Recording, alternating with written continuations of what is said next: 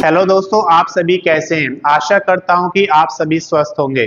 दोस्तों, आज इस वीडियो में हम लेकर आए हैं कि सुप्रीम कोर्ट ऑफ इंडिया ने जूनियर कोर्ट असिस्टेंट की वैकेंसीज निकाली हैं, जिसके ऑनलाइन एप्लीकेशन कब से शुरू होंगे, कब तक इसका लास्ट डेट रहेगा, कितना एप्लीकेशन फीस आपको जमा करना है, क्या क्वालिफिकेशन मांगा गया है, कौन कौन से डॉक्यूमेंट्स आपके अपलोड किए जाएंगे। तो स्टार्टिंग से प्रिंट आउट तक सारी जानकारी हम इस वीडियो में आपको बताने वाले हैं। वीडियो को अंत तक जरूर देखें। अगर अभी तक आपने चैनल को सब्सक्राइब नहीं किया, सब्सक्राइब करें, वीडियो को लाइक करें और ज्यादा से ज्यादा शेयर करें, ताकि ये वीडियो उन सभी दोस्तों के पास पहुंचे जो सुप्रीम कोर्ट ऑफ इंडिया में जूनियर कोर्ट असिस्टेंट की जॉब करना चाहते हैं। तो आइए सबसे पहले बात करते हैं इसकी प्रारंभिक तिथि की।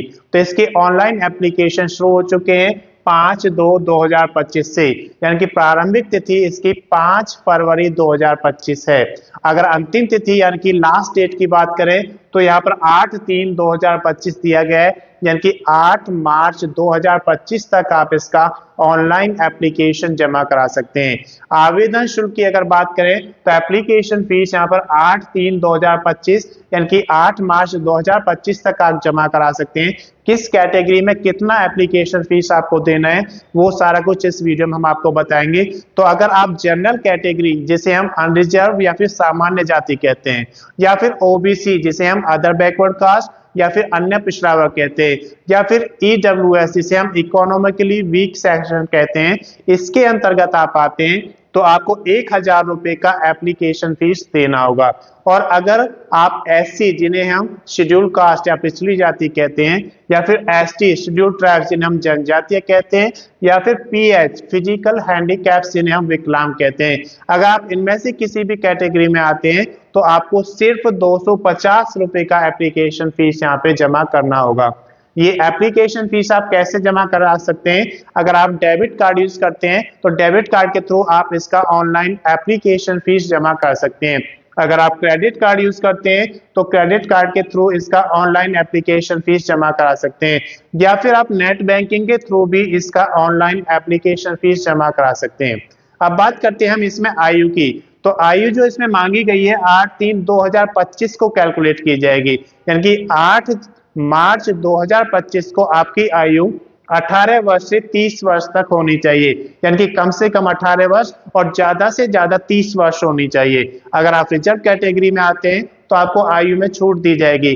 कितनी छूट दी जाएगी तो आप यहाँ पर देख सकते हैं, supreme court of India SCI का जो नोटिफिकेशन निकाला गया है जूनियर कोर्ट असिस्टेंट जेसीए के लिए, उसके नियम के अनुसार आपको आयु में छूट दी जाएगी। इसके बाद हम बात करते हैं कुल पदों की। तो यहाँ पे कुल पदों की संख्या दी गई है 241, जो जूनियर कोर्ट असिस्टेंट के पद दिए गए हैं। योग्यता की बात करें तो स्नातक पास यहाँ पे मांगा गया है। अगर आपने किसी भी रिकॉग्नाइज्ड यूनिवर्सिटी से किसी भी स्ट्रीम में स्नातक पास किया हुआ है, बैचलर डिग्री लिया हुआ है, तो आप इसके लिए एलिजिबल हैं, आप इसका फॉर्म फिल कर सकते हैं। लेकिन उसके साथ साथ यहाँ पर आपसे टाइपिंग मांगा गया है। टाइपिंग इंग्लिश में मांगा गया है 35 वर्ड पर मिनट, यानी कि 35 वर्ड्स पर मिनट आपकी स्पीड होनी चाहिए टाइपिंग की इंग्लिश में। उसके साथ साथ आपके पास कंप्यूटर की नॉलेज होनी चाहिए। तो ये सारी अगर आपके पास योग्यताएं हैं तो आप इसके लिए एलिजिबल हैं, आप इसका फॉर्म फिल कर सकते हैं। तो ये जो वैकेंसी निकाली गई है जूनियर कोर्ट असिस्टेंट के लिए निकाली गई है, जो टोटल 241 वैकेंसी यहाँ पे दी गई है। इसके बाद हम बात करते हैं डॉक्यूमेंट्स की। तो जब भी आप कोई ऑनलाइन एप्लीकेशन फॉर्म जमा करते हैं तो उसमें आपको डॉक्यूमेंट्स अपलोड करने होते हैं। कौन कौन से डॉक्यूमेंट्स आपको अपलोड करने होते हैं? तो सबसे पहले बात करते हैं हम एलिजिबिलिटी की।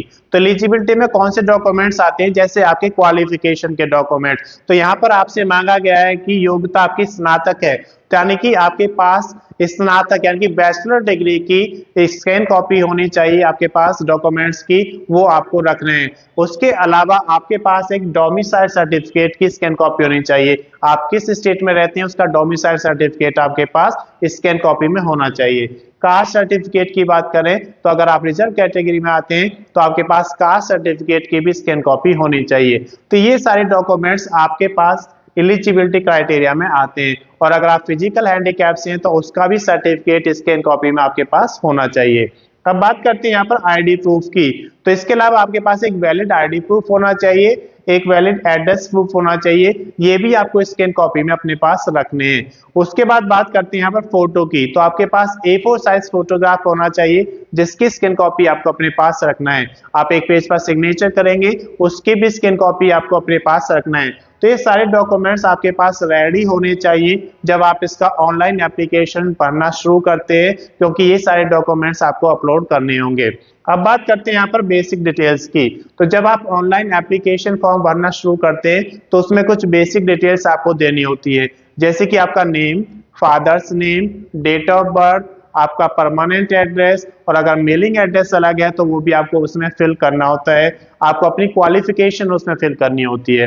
जब ये सारी चीजें आप फिल कर देते हैं उसके बाद आप उसमें डॉक्यूमेंट्स अपलोड करेंगे, और जब डॉक्यूमेंट्स अपलोड हो जाएंगे तो उसके बाद आपको फोटो और सिग्नेचर अपलोड करने होते हैं।